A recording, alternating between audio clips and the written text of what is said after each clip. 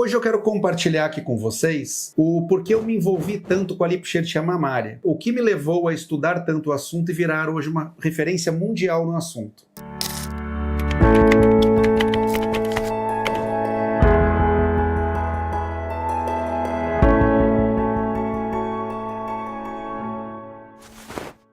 Olá, meu nome é Francisco Claro Júnior, eu sou cirurgião plástico, membro titular da Sociedade Brasileira de Cirurgia Plástica e da Sociedade Americana de Cirurgia Plástica. Eu tenho um envolvimento muito grande na parte científica, estou treinando residente há mais de 15 anos, sou editor de algumas revistas e tenho várias publicações relacionadas à cirurgia plástica. E uma das principais áreas que eu mais tenho repercussão em todo o mundo, estou sempre dando palestras nos principais congressos, é relacionado exatamente à lipoenxertia mamária. A lipoenxertia mamária, para quem não sabe, ele foi um procedimento que foi proibido em 1987, porque era um procedimento em que, quando feito de forma inadequada, levava a várias alterações, complicações, inclusive casos graves do procedimento e sem ter um resultado adequado. Por quê? O que acontecia? As pessoas injetavam gordura na mama, essa gordura era toda reabsorvida e, em alguns casos, inclusive, levavam a complicações graves como infecção, nódulos bastante doloridos na mama, e isso fez com que o procedimento deixasse então de ser feito e inclusive fosse proibido em 87. Mas no ano de 2009 eu me deparei com uma paciente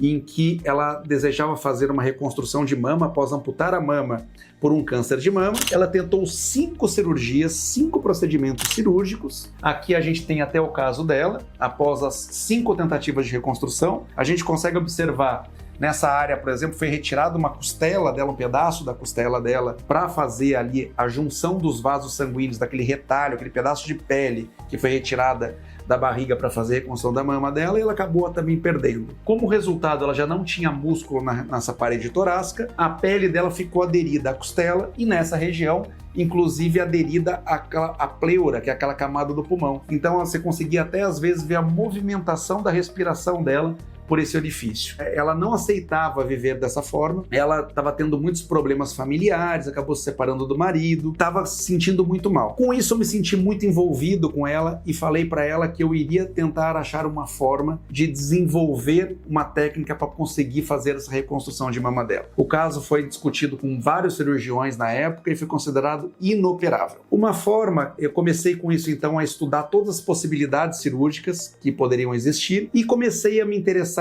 pela lipoenxertia de mama, que na época, em 2009, ainda era proibido em todo o mundo. Com isso, então, fiz vários estudos e comecei a identificar que se a lipoenxertia mamária fosse feita de uma forma muito detalhada, com cuidados específicos, ela era um procedimento seguro. Mas, como era um procedimento ainda proibido, eu tive que fazer isso por meio de estudos científicos. Portanto, eu procurei fazer um mestrado, eu entrei na Unicamp.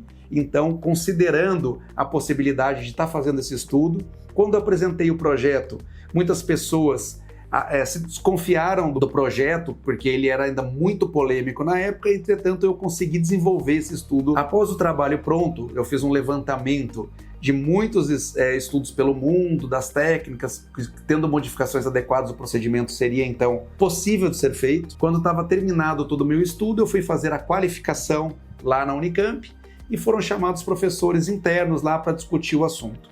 Todos os professores na época, como o assunto era desconhecido e o que existia era muito polêmico, me reprovaram, inclusive zombando do trabalho, levando que era um trabalho que não era sério, que aquilo lá era uma piada. Então, como resumo, meu orientador falou que eu tinha sido reprovado, mas me orientou a estar enviando o trabalho para uma revista científica de impacto, uma revista científica de alta qualidade, para que eu pudesse pelo menos ouvir uma crítica em relação ao trabalho e a gente pudesse providenciar uma melhora daquele estudo desenvolvido para reagendar uma nova qualificação. Em resumo, eu fui pesquisar as melhores revistas da época para tentar levar o trabalho e para tentar ter uma crítica séria para poder melhorar o meu estudo.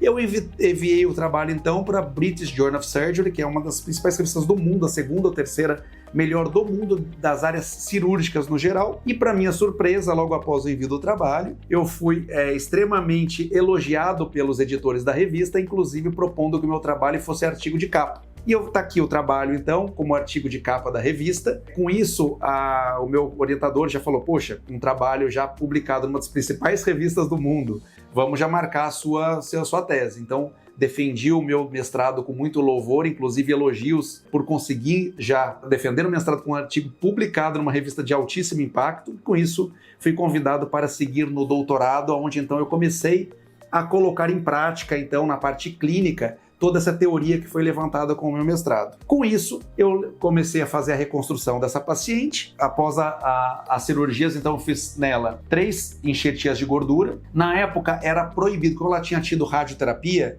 nessa época também era proibido colocar uma prótese de silicone numa mama previamente irradiada, mas aqui a gente tem o resultado de algumas sessões, então, de lipoenxertia. A gente já vê uma melhora desse resultado, inclusive da qualidade da pele.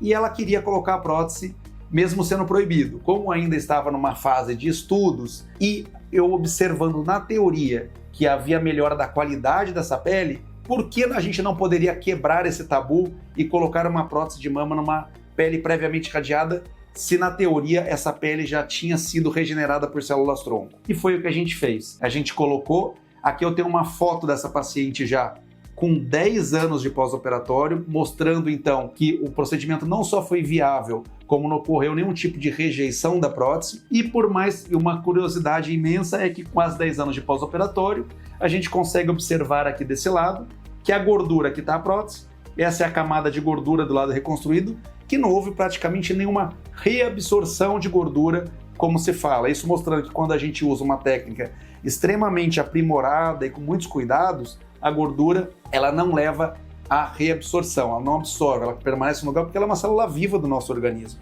Esse trabalho, inclusive, levou a esse prêmio que eu recebi nos Estados Unidos em 2017. Esse trabalho foi publicado em 2015. Eu recebi esse prêmio, eu fiz depois essa entrevista aqui, uma professora lá da Universidade de Stanford me perguntando sobre a técnica cirúrgica. Esse caso também ele foi matéria de uma enquete feita pela revista Plastic and Reconstructive Surgery, a principal revista do mundo de cirurgia plástica, sobre a técnica. Então ela foi discutida com vários cirurgiões plásticos, dando opções de tratamento, ou o tratamento convencional como opção A e o tratamento proposto por mim, opção B. E ele foi realmente, a maioria dos cirurgiões plásticos já aceitavam esse tipo de tratamento, então, como cirurgia. Então, aqui o prêmio. E depois disso, então, eu continuei fazendo o doutorado, pós-doutorado, com vários pacientes tratados, resultados muito bons. E hoje eu trabalho bastante com essa área, uma das áreas que eu mais recebo pacientes do mundo inteiro para fazer reconstruções e voltando a restabelecer a vida de novo dos pacientes com uma técnica inovadora e dando esperança para esses pacientes. Pessoal, então era isso que eu tinha para falar por hoje. Se vocês gostam de assuntos relacionados à cirurgia plástica, inscreva-se no meu canal Cirurgia Plástica Sem Segredos.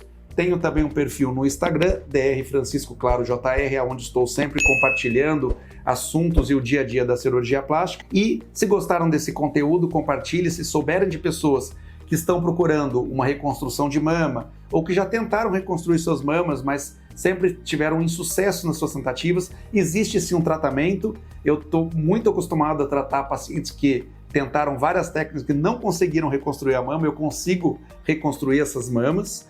Pode encaminhar esse vídeo, compartilhar esse vídeo com essas pessoas e nos vemos no próximo vídeo.